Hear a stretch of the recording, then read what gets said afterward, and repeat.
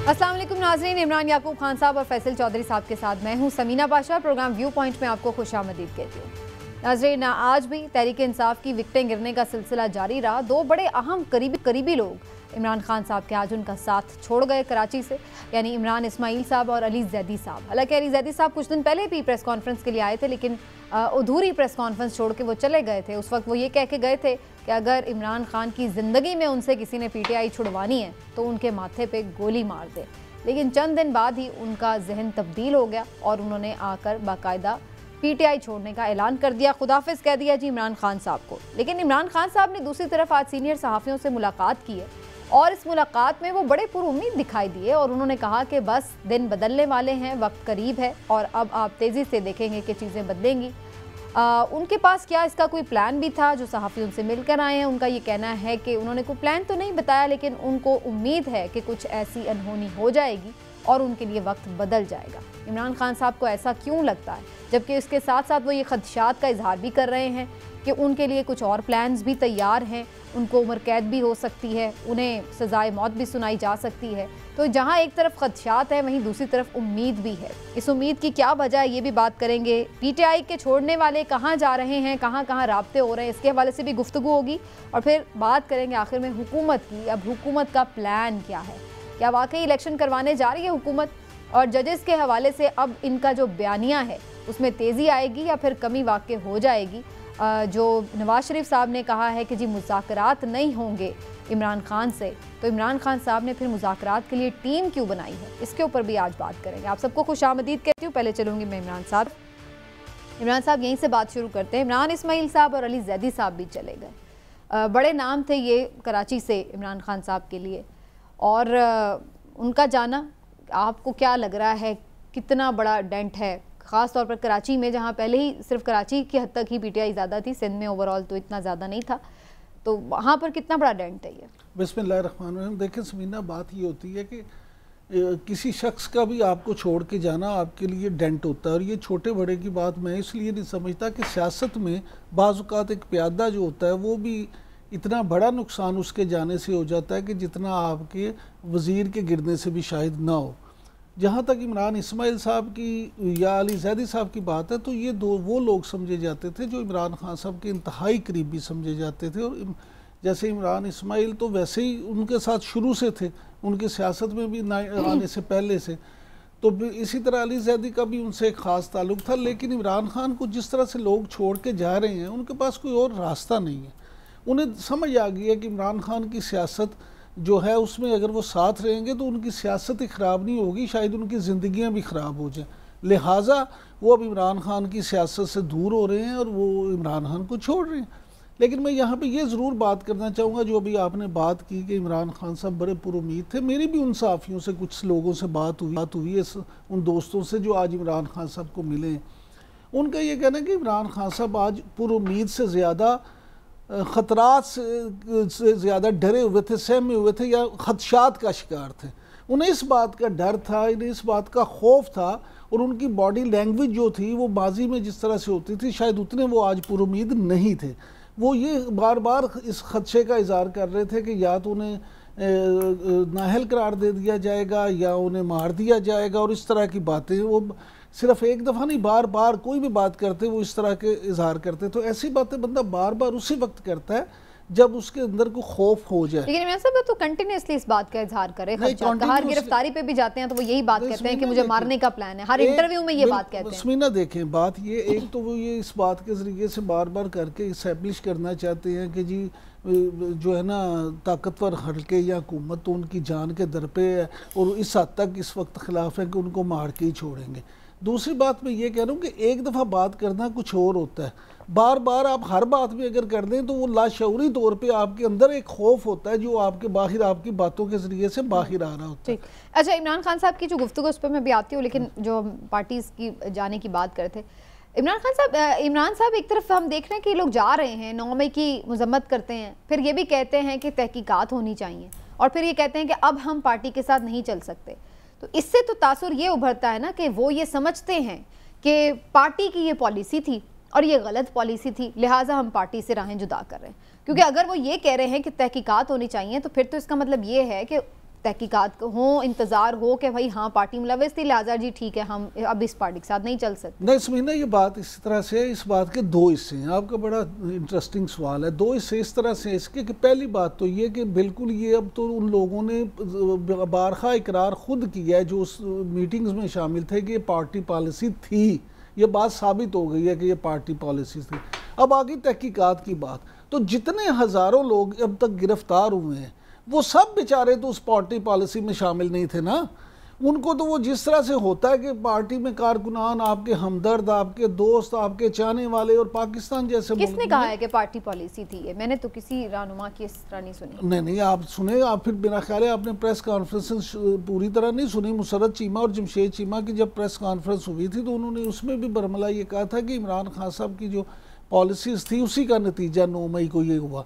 बात ये है कि ये अब तो बरमला लोग उनके ये बात लेकिन इसमें फर्क है ना। चले अब इस पे मैं क्या फर्दर बहस हो, लेकिन एक चीज होता है कि पार्टी प्लान कर रही है कि जी हमने यूं अटैक करना, और एक चीज ये होता है कि चूंकि जनरली एक एंटी एस्टैब्लिशमेंट नैरेटिव था पार्टी का, तो उससे ऑटोमेटिकली लोगों ने ये परसीव कर लिया, और उसके बाद वो जब वहां पर मौके पे मकाम पे पहुंचे तो वो जज्बात की रौ में बह गए। उन्होंने ये नहीं समीना, सिर्फ इन दो चीजों में फर्क है ना। बिल्कुल फर्क है और बहुत वाज़ेह फर्क है। जो आप बात करें मुसर्रत जमशेद चीमा साहिबा की, तो उससे तो ये भी तासुर लिया जा सकता है ना कि उनकी जो आपने बात की कि जी वो कंटिन्यूसली वो एक जो चल रहा था एंटी एस्टैब्लिशमेंट नैरेटिव था, जैसे बहुत सी पहले पार्टीज का रहा है। मरियम साहिबा कहा करती थी जलसों में कि आपसे हमारी लड़ाई नहीं, आपके बड़ों से लड़ाई है। देखिए गुजारिश सुने, बिल्कुल कहा करती थी। गुजरावाले की तकरीर आपको मियां नवाज शरीफ की याद होगी, लेकिन इस हद तक नहीं थी। अब मैं आपके एक अर्ज कर दूं, यहाँ पे आप बात ये भी देखें कि हसन नियाजी साहब अगर जाके वहाँ अंदर कोर कमांडर हाउस में, जना हाउस में कुछ उन्होंने जो कुछ किया, क्या वो पार्टी पॉलिसी नहीं थी? दूसरी बात ये कि ये इस तरह की चीज़ें हैं। और फिर अब तो हुकूमत जो है वो चीज़ें बहुत सारी सामने आई हैं, जो ऑडियो लीक्स हैं उनके पास, जो तहकीकाती इदारों के पास सबूत हैं, जो इस तरह की सारी चीज़ें हैं। तो ये सारी चीज़ें ये साबित कर रही हैं कि पहले से प्लान था कि GHQ पे किसने जाना है, आदमियों ने कहाँ जाना है, औरतों ने कहाँ जाना है, कौन लीड करेगा, कौन कोऑर्डिनेट करेगा। इसी तरह से कोर कमांडर हाउस में जो गुफ्तगू सामने आई है और जो चीज़ें सामने आई हैं, अगर एक बंदा 45 बार वहाँ पे बात कर रहा है और वो साबित भी हो गई हैं चीज़ें, तो फिर आप क्या समझती हैं, फिर भी उसमें कोई गुंजाइश रह जाती है कि पॉलिटी क्या है? इस पर फर्दर भी ओपिनियन लेते हैं। इस वक्त हमारे साथ साबिर शाकिर साहब भी मौजूद जनाब, और हमारे साथ एक दफ़ा फिर वो टाइम निकाल कर शामिल हुए हैं प्रोग्राम में। बहुत शुक्रिया साबिर शाकिर साहब आपका, सीनियर सहाफ़ी और तज्ज़ियाकार। साबिर साहब, सबसे पहले तो चूँकि ये सवाल ये चल रहा है तो मैं यहीं से आपको शामिल गुफ्तगू कर लेती हूँ और फिर उसके बाद चलेंगे बाकी चीज़ों की तरफ। ये जो एक इम्प्रेशन दिया गया है कि शायद ये कोई पार्टी पॉलिसी के तहत प्रॉपरली प्लान्ड है, और बकौल इमरान साहब के अब तो काफ़ी शवाहिद भी इसके हक में आ चुके हैं, तो आपके ख्याल से ये जो PTI के लोग जा रहे हैं ये इसी बात का इकरार कर रहे हैं कि चूंकि ये पार्टी पॉलिसी थी और चूंकि ये गलत थी, लिहाजा हम अब PTI के साथ कंटिन्यू नहीं कर सकते? मेरा ख्याल है कि इमरान याकूब साहब की बात सुन रहा था। अजीमुशान इंसान है ये, और ऐसी ये जो गुफ्तगू कर रहे थे बहुत अच्छी कर रहे थे, लेकिन मसला ये है कि ये पार्टी पॉलिसी तो नहीं थी, और ये एहतजाज का प्रोग्राम जरूर था, एहतजाज का प्लान था, लेकिन वो पीसफुल, पुरअमन। और उसकी रीज़न है कि पिछले काफ़ी सालों से यही होता है, और धरना और ये सारी चीज़ें होती हैं, जो कोई ऐसा नहीं सिट इन करना था, इन्होंने पीसफुल सिट इन होना था जो मेरे नॉलेज में। लेकिन उसमें जाहिर है, उसमें जब तशद्दुद आ गया और उसमें तशद्दुद शामिल किया गया, इसीलिए अक़वाम मुत्तहिदा भी ये बात कर रही है कि इसकी इन्वेस्टिगेशन होनी चाहिए, और यही तमाम रहनुमा भी कर रहे हैं। और जाहिर है क्योंकि इंतहाई महदूद हमारे पास है, लिमिटेड स्कोप के साथ हम बोल सकते हैं, तो इसलिए जितने भी रहनुमा आ रहे हैं और वो बात कर रहे हैं, उनकी हालत ज़ार बता रही है कि आने वाले दिनों में कुछ चीज़ें सामने आएंगी, क्योंकि जो कदावर शख्सियात थी वो तो इसमें फॉर एग्जांपल असद उमर साहब, उन्होंने एक बात की और उन्होंने पार्टी जो ओहदे हैं वो छोड़ दिए, लेकिन पार्टी नहीं छोड़ी, और आज असद उमर साहब वो मुज़ाकराती कमेटी में शामिल हैं। तो इसका मतलब आप समझ जाएं, फिर शाह महमूद कुरैशी साहब, फिर परवेज़ खटक साहब, फिर मुराद सईद साहब, ये सारे के सारे। तो अगर ये पार्टी पॉलिसी होती तो फिर तो मसला ही नहीं है ना, फिर तो अब तक का तिया पांचा हो चुका होता। कुछ चीज़ें सामने आ चुकी हैं जो कि अभी तक मीडिया में नहीं आ रही, लेकिन कुछ अदरवाइज भी चीज़ें सामने आ चुकी हैं। फॉर एग्जांपल का राना सनाउल्लाह साहब से राना सोहेल साहब का एक सवाल, वो बहुत सोशल मीडिया पे मौजूद है, वो उसको ज़रूर सुनना चाहिए, वो बड़ा इम्पोर्टेंट है और इसी पस मंज़र में है। तो मैं नहीं समझता कि ये सारा कुछ, और बाज़ औक़ात ये भी होता है क्योंकि इसके नतीजे में जिस तरीके से पीडीएम, खास तौर पे PDM, Pakistan Peoples Party PDM जिस तरीके से खुशियां मना रही है और इसको नैरेटिव को बिल्ड कर रही है, उससे भी अंदाजा होता है कि चीजें, मामला कुछ और हैं और अदरवाइज भी मामला हैं। ये नहीं है कि जो हमें नजर आ रहा है और ये आनंद फानंद एज इट इज यही कुछ है, इसका ऐसा नहीं है। और इसीलिए हम ये कह नहीं सकते। और अदरवाइज तो सारे के सारे इमरान खान, इंक्लूडिंग इमरान खान, वो भी कह रहे हैं तहकीकात करवाएं, इंडिपेंडेंट तहकीकात करवाएं, जुडिशल इंक्वायरी हो, तो पता चल जाएगा कि सारी चीजें ये कैसे हुई। ये होनी चाहिए, मैं भी खुद भी कहता हूँ कि ये होना चाहिए कि रेडियो पाकिस्तान हो, कौमी अमलाक कोई भी हो, इवन किसी का प्राइवेट घर, आपका घर है, मेरा घर है, इमरान याकूब भाई का घर है, उसको भी नुकसान पहुंचा है, तो वो भी उतना ही है कि क्यों आखिर इस हद तक जाया जाए, कोई भी क्यों जाए। बिल्कुल ठीक। ये तो आपने अच्छे पॉइंट रेस किए, लेकिन चौधरी साहब, आप समझते हैं कि इन्वेस्टिगेशन के बगैर ही कोई जो कार्रवाई की बातें हो रही हैं, बल्कि कहीं तो कार्रवाई बाकायदा शुरू भी हो चुकी है, तो ये भी एक अनजस्टिफाइड तरीका है जिसके ऊपर खुद अब आलमी इदारे भी सवाल उठा रहे हैं। और फिर चलिए पहले इसको आंसर कर लें, फिर आगे चलते हैं। जी चौधरी साहब। देखिए, पहली बात तो बिल्कुल साबिर शाकिर साहब की जो बात है और इमरान याकूब खान साहब की ये बात से मैं सादा एहतराम, ये पार्टी पॉलिसी नहीं थी, इसीलिए आपको वो जो रहनुमा जिसमें नहीं शामिल थे वो खुद को इससे डिस्टेंस कर रहे हैं। जो रहनुमा जिनकी कॉलों का जिक्र किया, 45 कॉलें किसकी हैं इमरान याकूब खान साहब ने, उन रहनुमाओं के नाम सामने आना ज़रूरी है ताकि एक जो ब्लैंकेट किस्म का जो एलिगेशन इस वक्त पीडीएम जो यूज़ कर रही है नैरेटिव, वो ना हो। इसीलिए जो कराची वाले जो हैं या जो लोग इस्लामाबाद में जो या लाहौर में भी मौजूद थे उसमें शामिल नहीं थे, उनको आप मोरद इल्ज़ाम नहीं ठहरा सकते। तहकीकात जो है समीना, वो तो बुनियादी बात है कि justice should not only be done, it should seem to be done, और प्रोसिक्यूशन से शुरू हो जाता है। इसलिए आपने देखा कि जो लोग आपने कल भी वहाँ पे मिलिट्री कोर्ट में जो जिनकी कमांड के हवाले की, वो 16 लोग हैं, इससे ज़्यादा लोग हैं, लोग तो बहुत ज़्यादा पकड़े गए हैं। लिहाजा हर किसी का रोल जो है वो मुतय्यन किया जा रहा है, मुतय्यन होना चाहिए। और जब ये चीज़ें सामने आएँ अदालत में, तो जिसका जो रोल है उसके मुताबिक सज़ा होनी चाहिए।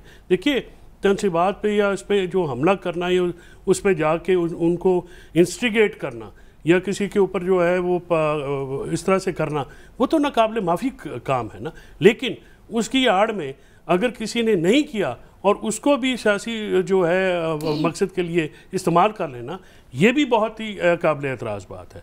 आप चूँकि चौधरी साहब एक वकील हैं, तो मैं आपसे एक सवाल करना चाहती हूँ, थोड़ा मुश्किल सवाल है, लेकिन आपसे मेरा सवाल, ये जो लोग भी मुश्किल हैं और जवाबात भी मुश्किल हैं। बस सब एहतियात से काम लें, आज फूंक फूंक के कदम रखें। लेकिन चौधरी साहब, ये जो लोग हैं, जो ये सारे पीटीआई की लीडरशिप है, अगर ये कसूरवार हैं तो इन्हें पकड़ा क्यों गया? और अगर ये बेकसूर है तो इन्हें पकड़ा क्यों गया? और अगर ये कसूरवार हैं तो इन्हें छोड़ा क्यों जा रहा है? प्रेस कॉन्फ्रेंस करके छोड़ा क्यों जा रहा है? फिर इनको पकड़कर या तो उसी तरह सजाएं दें जैसे बाकी जो मुजरमान को दी जा रही हैं, और अगर इन्होंने कुछ नहीं किया तो फिर इनको पकड़ा ही क्यों गया? देखिए, एक चीज़ होती है मेंटेनेंस ऑफ पब्लिक ऑर्डर। ये जो ज़्यादा लोग आए हैं बाहर, वो एमपीओ के तहत अरेस्ट डिटेन किया था, और ये कानून के मुताबिक जो रियासत होती है उसको ये इख्तियार होता है कि वो ये समझें कि किसी ने इंस्टिगेट किया। जब ये एमपीओ में गए हैं तो ये ज़ाहिर है इन्वेस्टिगेट भी हुआ है। तो ये जो लोग बाहर आ रहे हैं उनको ज़ाहिर है कि जब इन्वेस्टिगेशन होती है तो फिर पता भी तो चलता है ना कि मामला क्या क्या कहाँ पे क्या हुए। ये जो उनको बेगुनाह जो जिनको पकड़ा गया है वो ज़ाहिर बाहर आए हैं, सारे बंदे तो इसीलिए नॉमिनेट नहीं है ना FIRs में, पर्चों में तो सिर्फ उन्हीं का नॉमिनेट किया है कि जिनके जियो फेंसिंग में नाम आए हैं, जिनका टेलीफोन रिकॉर्ड है, जिनका वीडियो रिकॉर्ड है, जिनको नादरा से जो है वो वेरीफाई किया गया है, उनकी नॉमिनेशन जो है वो पर्चों में आ रही है और उन लोगों के जो मुकदमात हैं वो मुतल्लिका अदालतों में चलने चाहिए, और चलने भी चाहिए। एक सवाल फैसल चौधरी साहब से एक सवाल, देखें ये इस इवेंट से पहले ही PDM की गवर्नमेंट ने इस इवेंट से पहले ही कुछ और काम भी शुरू कर दिए थे। मैं फैसल चौधरी साहब के इल्म में है कि इस्लामाबाद हाई कोर्ट जस्टिस मियां गुल हसन औरंगजेब साहब की अदालत में जब एक इमरान खान साहब का मैटर गया तो अटॉर्नी जनरल ने खामोशी से एक जुमला बोला कि जी आर्टिकल 245 आज नाफिज है और इसलिए बुनियादी इंसानी हकूक भी सस्पेंड हैं और आप भी ये मुकदमा नहीं सुन सकते। और उस पे अलग से जस्टिस मियां गुल हसन औरंगजेब साहब ने अटॉर्नी जनरल को अलग से नोटिस किया है कि इसका क्या मतलब है, क्या बुनियादी इंसानी हकूक आर्टिकल 245 के बाद जब फौज आ जाती है सिविल गवर्नमेंट की मुआवनत के लिए, तो क्या बुनियादी इंसानी हकूक ही मुअत्तल हो गए हैं, क्या अदालतों के इख्तियारात महदूद कर दिए हैं? इस पे अटॉर्नी जनरल को नोटिस हुआ है। इसलिए ये जो PDM की गवर्नमेंट है इस इवेंट को लेके जिस तरीके से वो हाइप क्रिएट कर रही है और एक वो बाकायदा तौर पे फ्यूल छिड़क रही है, उससे अंदाजा होता है कि इस वाक़े की तहकीकात अशद ज़रूरी हैं, क्योंकि इसमें से बहुत कुछ बरामद होगा। चलिए जी, इस पे सबका आप लोगों का कंसेंसस है कि तहकीकात होनी चाहिए। अब ज़रा मैं थोड़ा सा आगे बढ़ते हुए बात कर लूँ। इमरान साहब की मुलाकात हुई इमरान खान साहब की, और फिर जो उन्होंने मुज़ाकराती टीम तश्कील दी है, ये बड़ा इंटरेस्टिंग है क्योंकि मुज़ाकरात करने के लिए इसमें साबिर भाई असद उमर साहब शामिल नहीं है मुज़ाकराती टीम में। हाँ, असद उमर साहब, असद कैसर साहब है। अच्छा, असद कैसर साहब है, ठीक है ठीक है। चलिए अब ये ज़रा इस पर आ जाते हैं ना इमरान साहब, वो तो मतलब नवाज शरीफ साहब ने भी ट्वीट किया है कि बातचीत सियासतदानों से की जाती है, ये दहशतगर्दों, तखरीबकारों, अमलाक पे हमला करने वालों से बातचीत नहीं होती। और उनको गलतफहमी हुई है। अच्छा, मैं अभी आपकी तरफ आती हूँ साबिर साहब, आपका मैं तफसीली जवाब लेती हूँ इस पर। लेकिन इमरान साहब, नवाज शरीफ साहब ये बात कर रहे हैं, मरियम ने भी जिस तरह की लैंग्वेज यूज़ की वो तो गद्दार डिक्लेयर कर दिया है इमरान खान साहब को उन्होंने, तो ये भी एक अपनी जगह। इमरान खान साहब किस फ्रेम ऑफ माइंड में हैं कि वो मुज़ाकराती टीमें तश्कील दे रहे हैं, वो अगले उनके बारे में क्या कर रहे हैं और वो क्या सोच रहे हैं? देखिए समीना, बात यह है कि एक मुहावरा है कि जो मुक्का आपको लड़ाई के बाद याद आए वो अपने मुंह पे मार देना चाहिए। इमरान खान साहब जब सारी दुनिया कहती रही कि मुज़ाकरात करें, उस वक्त उन्होंने मुज़ाकराती टीम बनाई नहीं, उस वक्त उन्हें मुज़ाकरात का ख्याल आया नहीं, उस वक्त वो किसी और ख्वाबों ख्याल में थे। उनका ये ख्याल था कि मैं ऐसा एक प्रेशर क्रिएट कर दूँगा, ऐसा दबाव डाल लूँगा, इस तरह से कर लूँगा कि मैं सबको जो है ना अपनी मकबूलियत के सर पे सबको गिरा लूँगा। बाज़ खिलाड़ी ऐसे होते हैं, साबिर शाकिर साहब के जैसे साबिर शाकिर साहब हमारे भाई, वो गिरते नहीं हैं, वो रास्ता बना लेते हैं। हमारे जैसे कमज़ोर लोग जो होते हैं गिर जाते हैं, मजबूत लोग नहीं गिरते, ताकतवर लोग नहीं गिरते। ताकतवर लोग जो होते हैं वो इंतज़ार करते हैं और बसात ऐसी बिछा देते हैं कि जिस पे धक्के देने वाला या ये समझने वाला कि इसको पिछले दिनों कोई मुज़ाकरात उस तरह से नहीं हुए, वो आप छोड़ दें। मामला ये है सिर्फ इसमें सारा ये जो मैं कहती हूँ उसको कहते हैं वो छोड़ दे। हाँ, मैं आपसे कह रहा हूँ ना, उसकी वजह ये कि उस तरह से बड़े सीरियस मुज़ाकरात हुए थे, चीफ जस्टिस साहब ने करवाए। वो ही मुज़ाकरात देखें, उस जो चीफ जस्टिस साहब ने किया था वो भी क्या उसका। साबिर भाई आपकी इजाज़त से मैं एक जुमला ऐड करूँ फिर आपका। वो मुज़ाकरात इसको कहते हैं टू लिटिल टू लेट। हाँ जी, मेरा ख्याल में ये लेट हुआ। जब 14 को ये मुज़ाकरात हो रहे थे तो उसको कंटिन्यू रहना चाहिए था, पॉलिटिकली ये एक बेहतर ऑप्शन था। लेकिन उस वक़्त की जो खान साहब का जो जिसमें मतमा नज़र था, जो कि बाद में ये बयान किया गया, और उसमें ये भी मैं आपको बताऊं जो मुज़ाकराती टीम थी उनको इनकी पार्टी के में भी अजीब व गरीब लक़ब दे दिए गए थे। बिल्कुल, इसलिए वो जो देखिए पॉलिटिशियंस के पास एक ही हथियार होता है, वो मुज़ाकरात होता है, उनके अलावा उनके पास कोई और हथियार नहीं होता। मेरा ख्याल में कि अगर वो मुज़ाकरात चलते रहते तो ये पाकिस्तान में और ये जो हालात इस तरह से ज़्यादा बहुत ख़राब हुए, ये शायद उस तरह का ना जाए। अच्छा साहब, एक बात सिर्फ इसमें मैं कर दूं, फिर साबिर शाकिर साहब से भी पूछते हैं। गुजारिश ये है कि उस वक्त जो आपने कहा इनका बात, यहाँ तक पार्टी वालों ने कहा कि ये गद्दार हैं, उन लोगों को जो सबसे हमारे यहाँ अलमिया ये है कि हर एक को ना गद्दार, जैसे अभी आपने कहा जी मरियम नवाज ने कह दिया जी इमरान खान गद्दार है, यानी जिसकी बात आपको पसंद ना आए। मुल्क में सर मेरी गुजारिश जिसकी बात पसंद नहीं आती उसको फौरन गद्दार कह दिया। साबिर साहब ये बताएं कि जो नजर आता है कि मरियम नवाज साहिबा के पास कोई एक तो वो पॉलिटिकल डेप्थ नहीं है उनकी गुफ्तगू में। अब ये एक बयानिया वो बनाने की कोशिश कर रहे हैं सारे, उनके पास इमरान खान के ज़ात और ये अभी जो लेटेस्ट हुआ 9 मई का, अब ये बातें तो जल्द ही एंड पे लग जाएंगी ना, ज़ाहिर इसकी प्रोसिक्यूशन शुरू हो जाएगी और मामला दूसरी तरफ चले जाएंगे। तो क्या नून लीग का जो एजेंडा है, इस तरह जो नवाज शरीफ साहब ने भी आज ये कहा कि मुज़ाकरात को सियासतदानों वाली बात तो नहीं की उन्होंने, खैर जो भी, तो आपका क्या ख्याल है कि ये जो बयानियाँ इनके पास नहीं है, तो क्या ये कंधा इस्तेमाल हो रहा है, किसी का गुस्सा इस्तेमाल हो रहा है पीडीएम के लिए, पीडीएम अपने के लिए?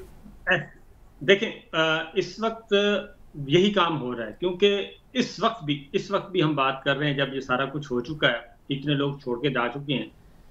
पॉलिटिकल कैपिटल, जैसे बैंक जो है वो सरमाए के बगैर नहीं ना बनता, इसी तरह सियासी जमात भी कुछ सरमाए के बगैर नहीं बनती। पॉलिटिकल कैपिटल तो इनके पास है नहीं। अब ये उसी जो एक इन्होंने शक और नफरत का बीज बोया है लड़ाई का, क्योंकि ये हमेशा लड़ाई करके ही आगे बढ़ते हैं। सदर इसाक खान साहब का मामला ले लें, सदर लगारी का ले लें, हमारे सामने है वहीद काकड़ साहब का ले लें, ये सारी चीज़ें इनकी एक सोच है। और मोहतरमा बेनज़ीर भुट्टो के तारीखी अल्फाज याद रखें कि इनका काम ही लड़ाई और फसाद करवा के अपने लिए रास्ता निकालना होता है। तो इनके पास कुछ भी नहीं है इस वक्त भी। मैं आपको खबर मेरे पास जो मैं अभी ट्वीट भी किया कि मरियम साहिबा जो सोच रही थी वो नहीं होने वाला, और मरियम साहिबा ने जो सोचा हुआ था, जो उनका हदफ था, वो उनको हदफ हासिल नहीं हो रहा। इमरान खान साहब पाकिस्तान तहरीक इंसाफ के साथ क्या होता है क्या नहीं होता, लेकिन जो वो अपना टारगेट सेट करके बैठी थी उसके तो कोई चांसेस नजर नहीं आ रहे। उसकी रीजन ये है कि मुसलसल नंबर 1 को ये खास जानबूझ के ये अपनी तकरीरों में मुतनाज़ बनाने की कोशिश कर रहे हैं जानबूझ के। शहबाज शरीफ साहब ने फ्लोर ऑफ द हाउस ऐसी बात की और वो उस इशू को ख़त्म नहीं होने दे रहे। वो उस इख्तलाफ को, उस शक को, उसको हवा दे रहे हैं, और जिसकी वजह से इस वक्त सिविल मिलिट्री रिलेशंस को नॉर्मलाइज नहीं होने दे रहे थे, और इसी वजह से अपना हदफ उन्होंने सेट किया हुआ है। क्योंकि अगर ये जो मुज़ाकरात, मैंने अभी नवाज शरीफ साहब को जवाब भी दिया कि ये मुज़ाकराती जो कमेटी बनी है ये उनसे मुज़ाकरात के लिए नहीं बनी, ये जो 7 मेंबर्स कमेटी बनी है। आज इमरान खान साहब ने 2-3 बातें बड़ी क्लियरली की हैं। उन्होंने कहा कि आपको अगर डिस्क्वालीफाई या होते हैं, तो उन्होंने कहा कि परवेज खटक साहब और शाह महमूद कुरैशी साहब अब वो क्लैरिटी के साथ आगे बढ़ रहे हैं और आगे रास्ता बना रहे हैं। तो ये जो कमेटी मुज़ाकरात करेगी ये उन्हीं से मुज़ाकरात करेगी जिनसे मुज़ाकरात करके नवाज शरीफ साहब इस वक्त लंदन में मौजूद हैं। तो लिहाजा ये एक रिविजिट किया गया सारा कुछ, और उसके बाद अब चीजें आगे लेकिन इसी मुलाकात में साबिर शाकिर साहब उन्होंने तो ये भी कहा है, जिधर आप बात कर रहे हैं कि मुज़ाकरात होने हैं, उनका तो वो कहते हैं सदर आरिफ अलवी साहब का वो फोन तक नहीं उठा रहे। तो जब सदर का वो फोन नहीं उठा रहे तो फिर मुज़ाकराती टीम से क्या बात होगी? देखिए उसमें वही बात है ना कि पर्सनैलिटी क्लैश, तो ये चीजें खत्म हो जाती होती हैं जब एक दफा मामला आगे बढ़ते हैं। जब कुछ चीजें होंगी उसकी वजह है कि हर दो तरफ इनसिक्योरिटी है, उस इनसिक्योरिटी को खत्म करना। वो अगर इनसिक्योरिटी खत्म हो जाती है, इसीलिए नवाज शरीफ साहब हों या मरीम साहिबा हों, क्योंकि माजी करीब में हम देख चुके हैं कि जब बिल्कुल ऐसे लग रहा था कि अब तो सवाल ही पैदा नहीं होता, और वो ऐसी आइस ब्रेक हुई कि फैसल चौधरी साहब बहुत समझदार हैं।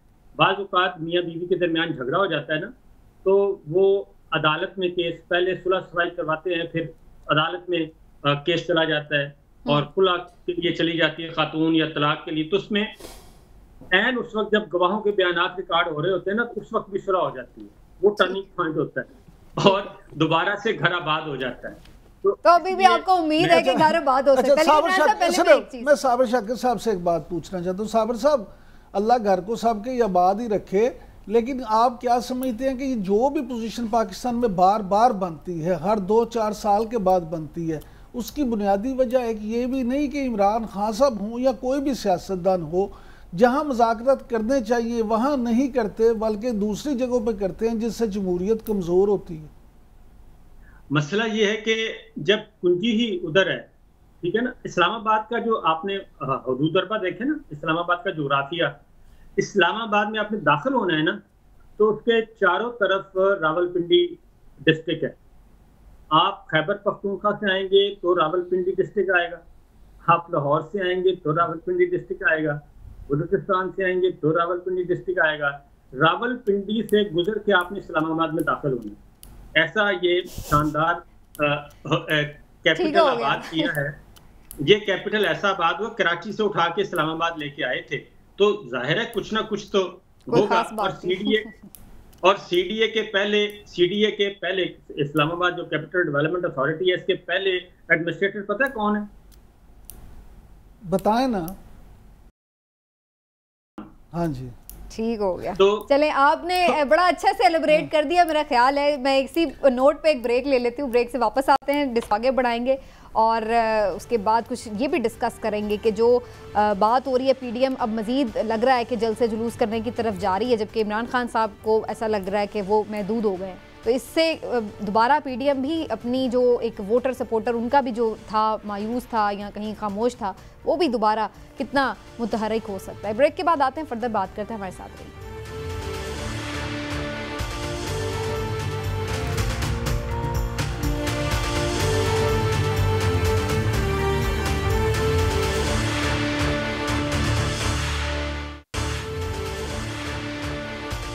वेलकम बैक नाज़रीन, और हम आगे थोड़ा सा बढ़ते हैं। बात हो रही थी कि जी पार्टी भी लोग छोड़ के गए हैं। आज ये भी खबर आ रही है कि जो जहांगीर खान तरीन साहब हैं वो पार्टी अनाउंस करने जा रहे हैं, और ख़बरें ये भी चल रही थी कि कुछ 26 के करीब अरकान ने उनसे रब्ते भी किए हैं, काफ लीग से भी रब्ते हुए हैं।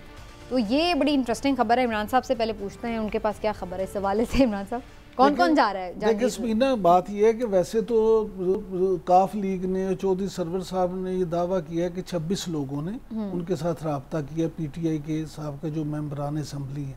इसी तरह से जो है जहांगीर खान तरीन, उनके करीबी लोगों का कहना है कि जी 100 से ज़ायद लोग उनके साथ रब्ते में होंगे, बिल्कुल होंगे, लेकिन लोग अभी मखमसे का शिकार हैं। उसकी बुनियादी वजह यह है कि जहांगीर तरीन साहब खुद अभी तक ना अहल हैं। वो खुद क्या रोल अदा करेंगे कमेटी उस पार्टी में, जब लोग जाएं जिसका लीडर खुद ना इलेक्शन लड़ सके, ना इलेक्शन में जीत सके, तो वो मामला जो है ना उसमें बड़ा ग्रे एरिया होता है। इसी तरह से काफ लीग की जो पोजीशन है, तो वो पहले वाली किंग्स पार्टी नहीं है। क्या काफ लीग अगर सीट एडजस्टमेंट करती भी है पीडीएम में, तो पीडीएम, मुस्लिम लीग नून या पीपल्स पार्टी उनको कितनी सीटें देगी? 2, 4, 10 सीटें तो एडजस्ट कर सकते हैं, उनके लिए को 50-50 सीटें तो नहीं मिलेंगी। लिहाजा ये जो सवाल हैं ये अभी बड़े गौर तलब है। ठीक है साबिर शाकिर साहब, कोई नई पार्टी बनेगी या फिर हम देखेंगे कि ये लोग मुख्तलिफ पार्टीज में एडजस्ट हो जाएंगे, या फिर कहीं भी नहीं नजर आएंगे? क्या आपको क्या नजर आ रहा है मंजरनामा? ये एक बात, थोड़ा सा पीछे चले ना, माजी में जो अभी इमरान भाई भी बात कर रहे थे, किंग्स पार्टी, मुस्लिम लीग नवाज उस वक्त टूटी थी जब नवाज शरीफ साहब जेल से निकल के मामला तय करके सरूर पैलेस में चले गए। उस वक्त मुस्लिम लीग नवाज टूटी थी और काफ लीग मारिज़ वजूद में आई थी और लोगों ने उड़ना शुरू कर दिया था। जब तक वो जेल में थे, पाकिस्तान में थे, मुस्लिम लीग नवाज को कुछ नहीं हुआ था और वो डटी हुई थी इसके बावजूद, और ARD बन गई थी। पाकिस्तान पीपल्स पार्टी के जो पैट्रियट्स बने थे वो भी उस वक्त बने थे जब मोहतरमा बेनज़ीर भुट्टो पाकिस्तान में नहीं थी, और वो भी 12-14 लोग उन्होंने बड़े जानदार किस्म के लिए थे। इमरान खान साहब इधर मौजूद हैं, उनका वोट बैंक मौजूद है, और उनकी पार्टी अब कोई आए या जाए उससे कोई फ़र्क नहीं पड़ता। जब ये इलेक्शन होंगे तो तब पता चलेगा। ये यकदम एक वो बबल जो है उसने फटना है, और बबल फटने के बाद ये सारी चीज़ें क्लियर हो जाएंगी, क्योंकि मैंने आपको बताया कि आर्टिफिशियल वे में बगैर पॉलिटिकल कैपिटल के ये कहाँ से ले आएंगे, वोट बैंक कहाँ से आएगा। जहांगीर तरीन साहब, अलीम खान ग्रुप, ये हम ज़िमनी इलेक्शन में देख चुके हैं कि पूरी कुव्वत के साथ कितनी सीटें मिली थी, सारी की सारी हार गए। तो इसमें किसी को भी शक नहीं है, ये एक असाबी और नफ्सियाती जंग चल रही है और इसमें भरपूर ताकत इस्तेमाल की जा रही है, और इस ताकत में जाहिर है ये ताकत जो सस्टेनेबल नहीं है, इसने एक ना एक दिन ख़त्म होना है। पॉलिटिकल लीडर के पास, पॉलिटिकल प्लेयर के पास टाइम ही टाइम होता है, उसकी इनिंग्स कभी ख़त्म नहीं होती। और आप पाकिस्तान पीपल्स पार्टी हमारे सामने है, मुस्लिम लीग नवाज हमारे सामने है, कई नशेब फराज आए, मुस्लिम लीग नवाज 12 सीटों पे आ गई थी और उसके बाद फिर वो वापस इक़्तिदार, पीपल्स पार्टी इसी तरीके से बिल्कुल गायब हो गई थी। फैसल चौधरी साहब बहुत अच्छी तरह जानते हैं, जरदारी साहब जेल में, मोहतरमा बेरिन भुट्टो एक्साइल में, जुल्फ़िकार अली भुट्टो साहब कब्र में, सब कुछ हो गया था। सही, लेकिन तो पार्टीज पे ये बताते रहते हैं, ठीक है। हाँ, जैसे मतला साफ होता है, चीजें जैसे ही मतला साफ होता है तो ये वापस आ जाते हैं। ठीक हो गया। चलिए चौधरी साहब, ज़रा मैं थोड़ा इस पर भी बात अब कर लूँ। जो ये बात हो रही है कि जी पीडीएम ने अब कल यौम तकबीर भी मनाना है और काफ़ी उनकी कोशिश है कि बड़ा पावर शो किया जाए, और बाकी भी ज़ाहिर पार्टीज़ उनके साथ होंगी। वैसे पीएमएलएन ज़्यादातर इसको जोशो खरोश से मनाती है, तो आपको लग रहा है कि ये पार्टीज़ अब अवाम की तरफ जाकर कोशिश ये करेंगी कि जो उनका वोटर सपोर्टर मायूस था, पीछे पीछे था, उसको भी मोबिलाइज़ किया जाए, और कितना कि ये फ़र्क डाल लेंगे, वो लोग साथ जुड़ जाएंगे दोबारा? देखिए, ये तो नेचुरली जब उनको एक स्पेस मिलेगी खुली, उनको अपना ये मामला होगा। अब कल वो यौम तकबीर मेरे ख्याल में मीनार पाकिस्तान पे रखा हुआ है। अब मीनार पाकिस्तान पे वो कितना पावर शो कर सकते हैं? इतनी वो मीनार पाकिस्तान पे यौम तकबीर जो है वो है तकबीर कॉन्फ्रेंस है, वो पाकिस्तान मरकजी मुस्लिम लीग की है। अच्छा अच्छा, हाँ जी, ये पीडीएम का वो फंक्शन नहीं पोले नहीं रखना वो तो भरना बड़ा मुश्किल है, लेकिन वो जिन्होंने रखा है वो उसको फील कर लेंगे। अच्छा, वो काफी लोग इकट्ठे हो जाएंगे। अच्छा, वो पता अच्छा शो करेंगे। वो कौन है मरकजी वाले? वो मरकजी वाले जो हैं वो हेलो हाँ, ऐसी बात नहीं करते। अच्छा अच्छा, ठीक है, आगे चलिए। ओके, अपना बात आगे चले। बात यह जी कि अब देखना ये है कि यही तो वो सियासी हिकमत अमली है कि अब उसमें जो मरीम बीबी हैं उनका ये सियासी इम्तहान तो होगा कि वो क्या आप अपने आप को पंजाब में मुतरक कर सकती हैं। पीपल्स पार्टी वालों ने इस वक्त जो है साउथ में 1-2 कामयाबी उनको हुई हैं। जरदारी साहब देखिए, आप ये जब इलेक्शंस नज़दीक आएंगे या जब ये मामलात होंगे पॉलिटिकली अपने नंबर बढ़ाने की गेम में, ये तो फिर पॉलिटिकल एक्यूमेन का टेस्ट होता है कि कौन कितना ज़्यादा जो है वो नंबर गेन करता है। जो मुस्लिम लीग नवाज़ है वो डेफिनेटली कोशिश करेगी कि सेंट्रल पंजाब में और अपर पंजाब में वो अपने नंबर्स को रीगेन करे, उधर मानसेरा में या उधर, क्योंकि इस वक्त जो पीटीआई जो उनका तो स्ट्रॉन्ग चैलेंज जो है पीपल्स पार्टी से तो नहीं था, उनको स्ट्रॉन्ग चैलेंज दिया था इमरान खान साहब ने भी दिया हुआ। अब वो क्योंकि तितर बितर हो रहे हैं तो उस सारे मामलात में कहाँ पे कैसे होते हैं। अब जहांगीर तरीन साहब भी कोशिश करेंगे, पीटीआई में भी एक ग्रुप तश्कील पा सकता है जो कि हम ख्यालों का, जो कि एक पार्टी को लेके जिसमें सीनियर रहनुमा हैं, या आने वाले दिनों में ये भी एक बात हो सकती है।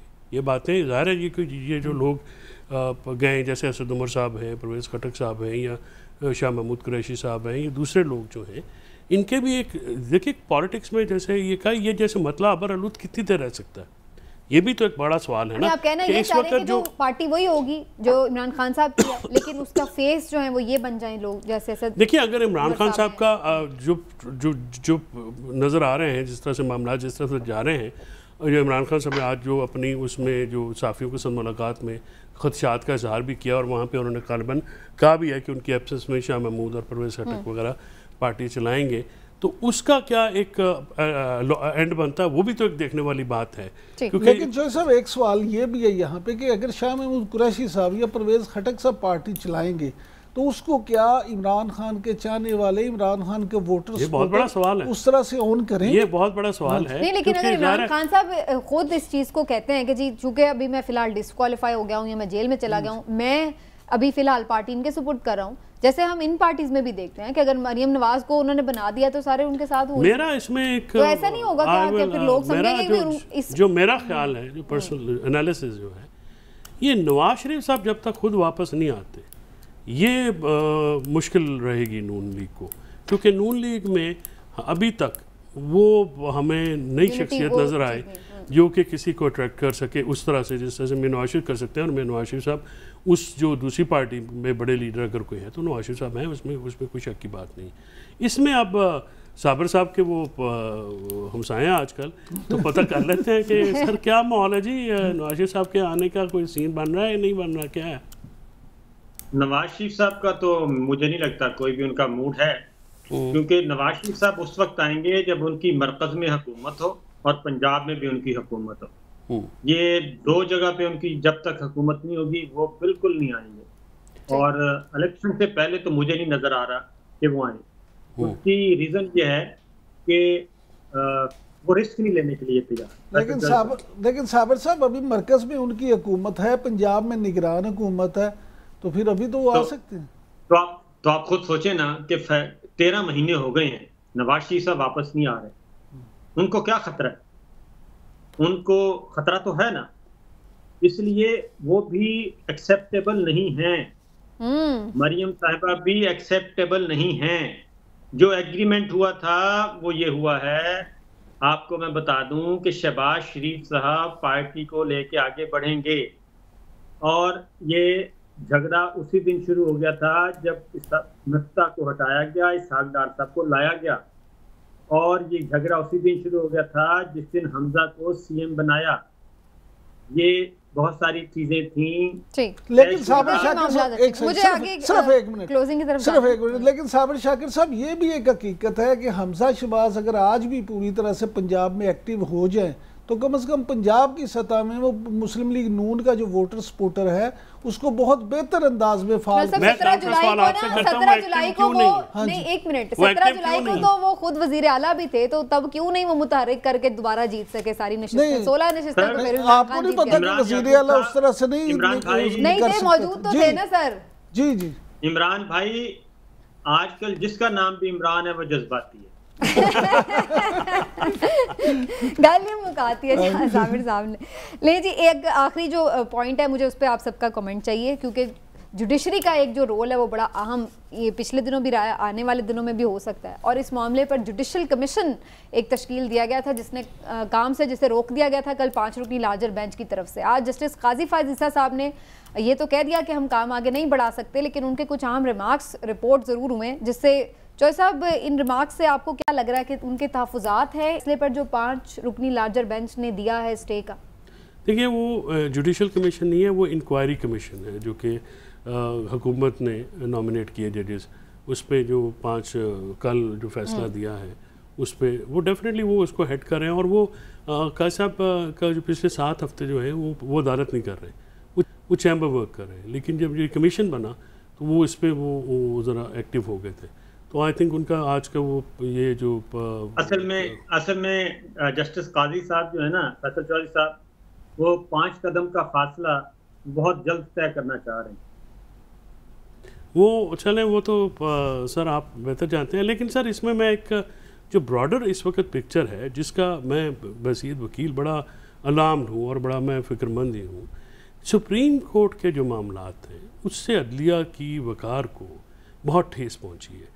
अगर फुल बेंच बनाई जाती, इन द हाइंड साइड अभी बात कर रहे हैं, इन द हाइंड साइड उस वक्त सब ने कहा था चाहे फैसला कुछ भी आता तो शायद वो इदारे के लिए बेहतर होता। देखिए जिस तरह से ये मामलात हैंडल हो रहे हैं या हुए हैं, अब अदालती फैसले जो हैं वो उसको नज़रअंदाज होना ये कोई आसान बात, ये कोई बिल्कुल ऐसी मामूली बात नहीं है। फैसल भाई, उसमें देखें एक बात है, ये बात की एक प्रिंसिपल स्टांस है। ये अगर एक दफ़ा ये दरवाज़ा खुल गया कि दरख्वास्त गुजार पेटिशनर का, वो आप हैं या मैं हूँ, कोई भी हो, पेटिशनर कहे कि मुझे फलां बेंच चाहिए और फलां नहीं चाहिए, उस पे सर कोई दो राय नहीं है। मैं उस पे आपकी बिल्कुल वो राय बिल्कुल दुरुस्त है, लेकिन इस वक्त मैं ओवरऑल बात कर रहा हूँ, ये बारीकी बात है। आपने खुद भी उस वक्त हम ये डिस्कस करते थे, आपकी भी सर यही राय थी कि ये चीफ जस्टिस आज भी राय है वो कोई कानून के मुताबिक तो सीधे साहब। और साबिर साहब मेरा आप दोनों से एक सवाल है, क्योंकि मैं तो कानूनी मामलात को उस तरह से नहीं समझता। जिस तरह से हमारे मुअज़्ज़िज़ जज साहबान, सुप्रीम कोर्ट के जज साहबान एक दूसरे के बारे में रिमार्क्स देते हैं और एक दूसरे के बारे में बातें की जा रही हैं, तो इससे भी अदलिया के वकार को ठेस नहीं पहुंच रही। सर, अगर दूसरा बंदा यही गले तो अमीन बात अदालत कमजोरी आई है, आपस की इख्तिलाफात ने बहुत कमजोर किया इदारे को। जी सर, बात यह है कि जब आप बाहर से इंटरफेरेंस होगी, इंटरवीन किया जाएगा, जब एक कोटा प्लान, कोटा तारड़ साजिश, इस तरह की बातें आएंगी, जब पहले से ये तयशुदा है कि हमने इलेक्शन नहीं करवाने, जब ये पहले फैसला किया हुआ है, अब वो फुल कोर्ट भी नहीं ना मांगते थे। पहले उन्होंने क्या किया, पहले उन्होंने एक जज पे, ऑनरेबल जज पे एतराज किया, फिर दूसरे पे किया, फिर उनको अलग करवाया, उसके बाद कहते हैं कि वो 2 निकाल के तो बाकी फुल कोर्ट बनाए, वो फुल कोर्ट पे भी नहीं मानते। उसमें साबिर साहब अगर बन जाता तो मेरा ख्याल में हुकूमत के इस जो वजन, इस एतराज़ में कोई वजन ना होता या उसमें कोई बात ना होती। देखिए, अच्छा फैसल भाई, मैं और आप जानते हैं कि ये जो बाहर से मुदाखलत तब होती है जब अंदर दरार पड़ती है, जब अंदर दरार ना हो तो मुदाखलत नहीं हो सकती। नहीं, एक बात, यही बेंच था ना जिसने 9 और 10 अप्रैल की दरमियानी शब, इसी बेंच के फैसले पे ही तो इनको इक़्तिदार मिला, इसी बेंच के फैसले पे ही इनको हमजा शहबाज की वजारत आला मिली। तो जब उस वक्त ये बेंच ठीक था, मसला ये नहीं है, मसला यही था कि इन्होंने ये काम करना ही करना था, इलेक्शन इन्होंने नहीं करवाना। सर, ये चौधरी साहब को भी पता है, वो तो ये कह रहे हैं कि इनका जो जवाब इनको मिल गया ना उस पे एक प्रोपेगेंडे का, वो जवाब ना मिलता, वो सिर्फ ये बात कर रहे हैं। अभी भी आप देख लेना, अभी भी जिस तरीके से ये ऑडियोज वीडियोज आ रही हैं, फिर फीड की जा रही हैं और सारा कुछ किया जा रहा है, और ना खवातीन को माफ कर रहे हैं, ना फैमिलीज को माफ किया जा रहा है, तो ये कोई कॉन्स्टिट्यूशनल एक्ट थोड़ी हो रहा है। ये तो बिल्कुल वही है कि जनाब बस हम हैं तो हमारे पास इख्तियार है, हम जो चाहें कर सकते हैं। फिर जिस तरीके से ये ऑडियो लीक्स कमीशन बना और आनन फानन काम भी शुरू हो गया, ये पहले कभी हुआ है कि आप बाईपास करके इस तरीके से इंक्वायरी कमीशन बना दें और अपने खुद ही नॉमिनेट कर लें। तो एक जंग इधर भी जारी है और उसका भी मुमकिन यही लग रहा है कि एक अजीब सा हमें कश्मकश सुप्रीम कोर्ट से भी नजर आ रहा है। शाकिर साहब बहुत शुक्रिया, आपके वक्त का प्रोग्राम खत्म हो गया, हम सभी पानी पीते हैं। फिर इंशाल्लाह कल मुलाकात होगी। नाज़रीन, आप सबका ख्याल रखिए, अल्लाह हाफ़िज़।